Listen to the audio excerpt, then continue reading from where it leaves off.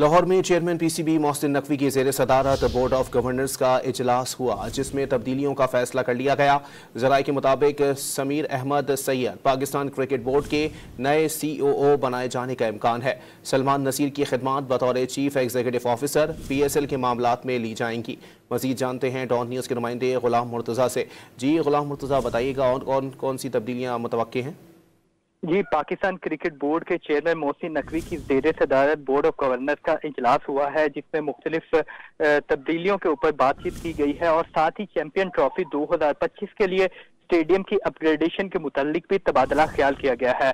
और Pakistan cricket board के मुख्तलिफ अमूर भी ज़ेर बहस आए हैं। नई तैनातियों का बाकायदा तौर पर जो ऐलान है वो पाकिस्तान क्रिकेट बोर्ड करेगा, लेकिन जो डिस्कशन में चीजें सामने आई वो सुमेर अहमद सैयद को पाकिस्तान क्रिकेट बोर्ड के नए CEO बनाए जाने का इम्कान है, जबकि जो सलमान नसीर है पाकिस्तान के फिलवक्त जो CEO है, उनकी खिदमात PSL के मामलात के हवाले से हो सकती हैं।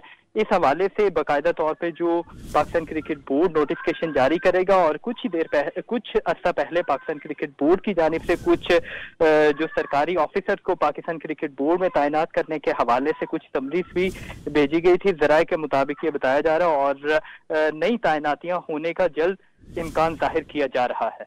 जी, बहुत शुक्रिया गुलाम मुर्तज़ा।